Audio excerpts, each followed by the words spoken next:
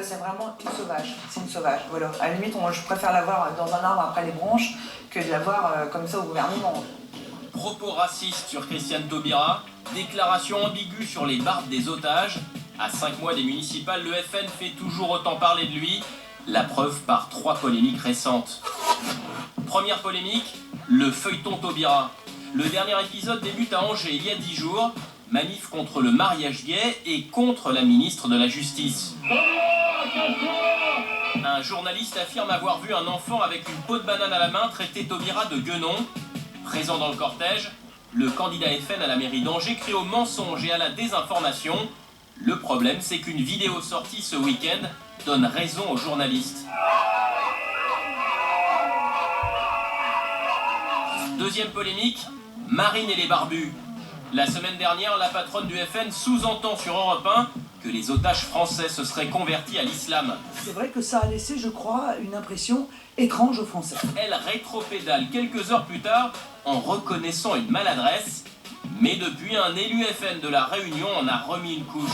J'ai été surpris aussi de voir arriver des islamistes fondamentalistes au lieu de Français. Troisième polémique, une candidate FN accuse. Nadia Porto vient de claquer la porte du FN en Haute-Garonne. Elle dénonce les dérives racistes de la base militante de son parti et affirme qu'un cadre du FN dans le département lui a dit un jour « Toi et tes enfants, vous êtes bons pour le four ». Le Front National va porter plainte contre Nadia Porto pour diffamation. Et malgré tout ça, Marine Le Pen est toujours au plus haut dans les sondages. Alors question à notre invité Harry Roselmack. Est-ce que vous pensez que le racisme, c'est vraiment le meilleur angle d'attaque pour contrer la montée du FN ? Était-ce l'objet de votre tribune déjà ? Non, ma tribune était plus large que ça. C'est-à-dire que le FN, pour moi, est l'une des illustrations d'un climat qui est en train de s'installer, qui est alimenté par ce dont on parlait tout à l'heure, la crise, le mécontentement des gens, et qui alimente un sentiment que j'ai qualifié d'ailleurs dans ma tribune et que je trouve extrêmement bizarre, c'est la jalousie envers plus mal lotis que soi. D'habitude, on est jaloux de gens qui ont des situations enviables. Là, on est jaloux de gens qui ont moins que nous, mais parce qu'ils ont un peu, on les jalouse. Et tout ça, plus un espèce de ferment que je décris aussi dans ce papier, qui est quelque chose de, me semble-t-il, assez profond dans l'inconscient français, qui est une vision qui reste, même si ce n'est pas fait de façon forcément accusatoire, mais qui reste connotée de l'autre, la vision du noir par exemple, qui reste via certains symboles. J'ai parlé de Banania, je parle de Tintin au Congo, etc. Non pas que je veuille mettre ces différents symboles d'une époque au pilori, mais je pense qu'il faut les décrypter, qu'il faut les expliquer. Donc ce ferment plus ce contexte, ça crée ce qu'on a vu dans le film. Harry, pourquoi prendre la parole maintenant ? Vous avez l'impression que les dérapages racistes ont augmenté ces derniers temps ? Oui, d'une part, et surtout, moi je suis très mal à l'aise avec cette posture. Elle m'emmerde un peu pour tout dire, et ce soir je parle, après j'arrête. J'ai écrit cette tribune, je parle ce soir chez vous, après j'arrête, parce que moi je n'ai pas vocation à être un militant afro ou de la communauté noire, j'ai pas vocation à être un militant antiraciste, même si je pense qu'ils sont utiles. Moi je pense que je fais œuvre de militantisme, en montrant dans mes émissions, et notamment dans mes immersions, une vision ouverte de la société française et diverse de la société française, et en élevant des enfants. Si vous avez ce désiré, c'est que vous pensez qu'il y a un danger quelconque. C'est que je pense qu'il y a un danger, parce que je pense que les propos qui ont été prononcés sont des propos extrêmement graves. On en revient à nier au noir sa place même au sein du genre humain, de l'humanité. On revient à bestialiser le noir, c'est extrêmement grave. Et ce qui est encore plus grave, c'est l'absence relative de réaction au sein de la société française. Alors, moi, encore une fois, je ne me sens pas la vocation d'être en première ligne sur ce genre de combat, mais quand je vois qu'on a ce genre de déclaration, de propos, que l'on scande, que l'on argumente, et qu'en face, il y a peu de réaction, ben, je me dis, il faut y aller. Et j'écris ce texte. J'écris ce texte, comme je l'ai dit, en tant que noir, en tant que citoyen, en tant que père, en tant que fils et en tant que mari. Et en tant que nègre, vous dites c'est la première fois qu'on me ramène à ma condition de nègre. Ça veut dire que vous n'aviez jamais avant connu ce racisme ? Non, je ne suis pas aussi naïf que ça. Je sais bien que le racisme existe. Ce qui me gêne, c'est qu'aujourd'hui, la parole est libérée et qu'elle suscite finalement assez peu de réactions. Je me suis retrouvé effectivement, ce qui ne m'arrive jamais, à une table avec des gens dont certains m'étaient complètement inconnus, mais parce qu'ils étaient noirs, et pour réagir entre noirs à ce qui a été dit. Alors, c'est l'illustration de quoi? C'est l'illustration que ce climat et ces propos génèrent du communautarisme.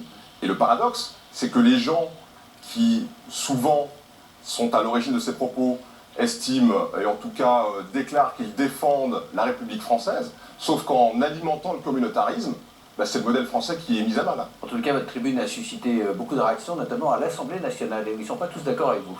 Regardez. Non, je ne crois pas que la France soit raciste. J'espère qu'il a tort. Faux. En tout cas, les premiers relents se font sentir. Non, je crois qu'il a tort. Je ne crois pas. Je crois que c'est un grand pays qui est très respectueux de la démocratie. J'espère profondément que non. Non, je pense que les Français sont pas racistes. C'est le peuple le moins raciste de la Terre. Ce genre de tribune ne peut pas arranger les choses, elle ne peut que les aggraver. François de Rugy, vous vous y retrouvez là-dedans?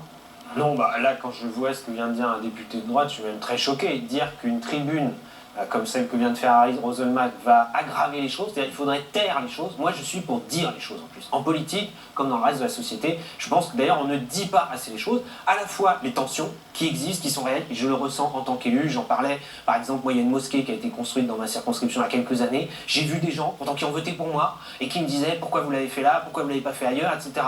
J'étais vraiment même surpris par ces réactions. Et en même temps, je veux aussi dire qu'il y a beaucoup de fraternité. On parle souvent de liberté, égalité, il y a fraternité dans notre devise républicaine, et c'est une réalité, c'est pas qu'une théorie, et il ne faut pas que ce soit que de la théorie. C'est-à-dire dans les quartiers, dans les villes, dans les villages, il y a des solidarités, il y a des échanges, et qui se passent bien. Vous parlez du Front National, Harry Roselmack, mais quand Anne-Sophie Leclerc dit ce qu'elle dit de Christiane Taubira, elle est mise au banc du Front National. Oui. Donc, oui, tout à fait, ça correspond tout à fait à la stratégie de Marine Le Pen, de Florian Philippot, qui est de donner un visage républicain au Front National. Mais c'est artificiel, c'est pas sincère. Pour moi, ça n'est pas sincère. Je ne dis pas, parce que je ne le sais pas, je ne dis pas que Marine Le Pen est raciste, peut-être ne l'est-elle pas. Je ne dis pas que Florian Philippot et que tous les autres qui parlent beaucoup au nom du Front National ne le sont pas. Je dis simplement qu'on n'a pas le droit de tromper les gens et qu'on n'a pas le droit de faire comme si le racisme n'existait pas au sein du Front National. J'ai bien écrit et j'y insiste, il n'y a pas que des racistes au Front National. Nadia Porto en est l'exemple. Mais on ne peut pas dire qu'il n'y a pas de racisme au Front National. Vous pensez qu'il y a une scission entre la base et la direction? Il y a justement Je pense qu'il y a une tromperie et que certaines personnes sont en train de se rendre compte, comme cette candidate Front National qui a démissionné parce qu'elle s'est rendue compte qu'au sein même de son parti, il y avait des critiques racistes qu'elle ne pouvait pas accepter. Non, je voudrais juste un tout petit peu rassurer Harry quand même. Parce que Harry se souvient bien qu'on a une petite histoire ensemble, puisqu'on a discuté un jour... Histoire professionnelle. Histoire professionnelle, oui. On avait compris, Harry. Et qu'on a décidé qu'il allait venir faire le journal de TF1. Pourquoi le rassurer? Qu'est-ce que... Il a tort dans ce qu'il dit? Non, on peut aussi rassurer quelqu'un qui se sent mal.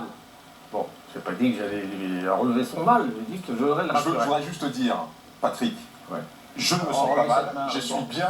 D'accord. Je ne me sens pas mal, je suis bien en France. Et pour réagir aux propos des élus qui ont parlé tout à l'heure, il ne faut pas caricaturer ma tribune. Je ne dis pas que la France est raciste. Je dis qu'il y a un discours raciste en France qui est en train de se libérer. Mais je voudrais juste me donner des statistiques parce que l'audience de TF1 est basée quand même en général d'une grande partie basique de la population française. Quand il est dû présenter le journal, on n'a pas vu l'audience baisser, bien au contraire. Et deuxièmement, très rapidement, on a été classé comme un des journalistes de télévision les préférés. Et justement, pour ce qui est de la télévision, attends, et qu'il y ait des gens qui racontent n'importe quoi, ou des excités ou des racistes, dans une société qui fait 62 millions, plus de 60 millions d'individus, ça, c'est vrai. Et on ne peut pas laisser passer des choses de cette nature, c'est attentatoire à la nature humaine. Bien sûr. Tu sais, il y a 50 ans, les Bretons, on parlait de Bécassine. C'était peut-être moins grave, mais c'était pas brillant non plus. Arrêtez où je remets le chapeau. Je suis là pour dire aussi des vérités. Florian Philippot, le numéro 2 du FN, a une question à vous poser. On l'a enregistré cet après-midi, regardez. Est-ce que vous avez le sentiment que ce que vous dites dans cette tribune est conforme à la déontologie journalistique qui vous imposerait un minimum de neutralité, normalement, politique? Et deuxièmement, est-ce que vous n'avez pas le sentiment d'insulter une bonne part de vos propres téléspectateurs? Parce que je pense qu'entre un quart et un tiers de vos téléspectateurs le dimanche votent Front National ou s'apprêtent à voter Front National. Or, par cette tribune, très clairement, j'ai le sentiment que vous les insultez d'être soit racistes, soit stupides, car manipulés par un parti qui serait cimenté, selon vos propres termes, par le racisme. Il est énervé, hein? Il peut. La première chose, c'est que je m'exprime, et je le dis dans cette tribune, je m'exprime en tant que noir, en tant que citoyen, en tant que père, mère, et je ne m'exprime pas au nom de la chaîne qui m'emploie, voilà, le fait d'être journaliste ne m'interdit pas aussi d'être un citoyen et d'être un homme qui, quand il estime que les choses doivent être dites, s'y colle. La chaîne est informée de votre démarche, elle est d'accord, elle vous soutient? La chaîne me soutient, oui. Maintenant, encore une fois, ce n'est pas une démarche de chaîne, c'est une démarche personnelle. Oui, oui, bien sûr. Je suis là et voilà. La deuxième chose, c'est que moi, je ne demande pas ni l'interdiction, ni la dissolution du Front National qui a le droit d'exister, qui a le droit de s'exprimer, mais moi j'ai aussi le droit de m'exprimer et de dire aux gens qu'il ne faut pas qu'ils se trompent sur la nature de ce parti. Parce que l'exemple, encore une fois, de Nadia Porto et d'autres exemples, on en a même vu dans le sujet d'Envoyé spécial dans lequel Anne-Sophie Leclerc s'est exprimée, montre que certaines personnes découvrent la nature du Front National lorsqu'ils y adhèrent, parce que le discours est beau, la peinture est belle, mais lorsqu'on est à l'intérieur, c'est plus le même discours. Harry, je voudrais maintenant vous faire écouter un témoignage.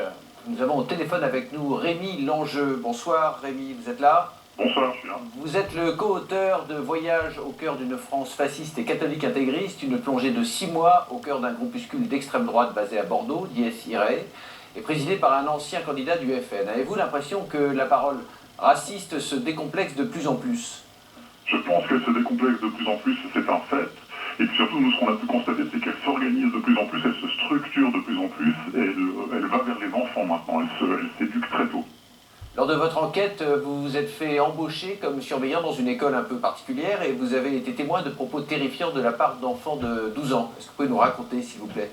Absolument, on a passé 3 semaines dans cette école qui est donc tenue par une paroisse traditionnaliste catholique à Bordeaux. Et on a été accueillis assez bizarrement. Le premier jour, par exemple, on arrive dans la classe, sur le tableau noir, il y avait une croix gammée qui était dessinée. C'était les enfants qui étaient en train de s'amuser, ça les faisait tous marrer, ils essayaient de voir celui qui dessinait le mieux des insignes fascistes. Puis ils se sont assis, je leur ai demandé de se calmer, et ils se sont mis à m'accueillir avec un chant. Et si vous permettez, je vais vous le dire très rapidement. Les paroles disaient ceci: si tu es juif, si tu es radin, sache qu'il existe au sud de Berlin un camp magique appelé Auschwitz. Tu peux y prendre des douches gratuites. Voici un camp pour toi, mon petit Youpin. Ça a commencé comme ça et ça a duré comme ça pendant à peu près 3 semaines. Le pire, dites-vous, c'est que des écoles comme ça, il y en a beaucoup en France. Ça vous a étonné d'entendre cette petite fille insulter Christiane Taubira? J'aurais envie de vous dire oui, malheureusement non, parce que des enfants comme ça, j'en ai vu beaucoup, il y en a vraiment de plus en plus, et ils vivent dans un environnement qui les incite à dire ça. Ces enfants détestent la démocratie, ces enfants détestent les droits de l'homme, pour eux c'est un problème central, c'est ça qui crée nos difficultés actuelles, en tout cas c'est ce qu'ils disent et c'est ce qu'ils apprennent dans ces écoles. Rémi Langeux, merci d'avoir témoigné. Je précise que si vous n'êtes pas sur le plateau, c'est parce que vous êtes en reportage à l'étranger. C'est la raison de cette communication téléphonique. Vous êtes le co-auteur de Voyage au cœur d'une France fasciste et catholique intégriste, une enquête absolument épatante et terrifiante que je conseille à tous nos téléspectateurs. Harry Roselmack, un petit commentaire? Non, la seule chose que je voulais rajouter, c'est que ce climat voilà, qui pointe de plus en plus l'autre du doigt, et en face, par réaction, la radicalisation de tous ceux qui sont visés par ces attaques et qui se communautarisent et qui se radicalisent eux aussi, moi, me font craindre une confrontation qui peut être terrible. C'est ça qu'il faut avoir en tête, c'est que ce pays, si on laisse faire les choses, va se retrouver avec un camp face à un autre. Et ça, il ne faut pas que ça arrive. Merci Harry. Revenons à un peu plus de légèreté. L'actu politique du jour, c'est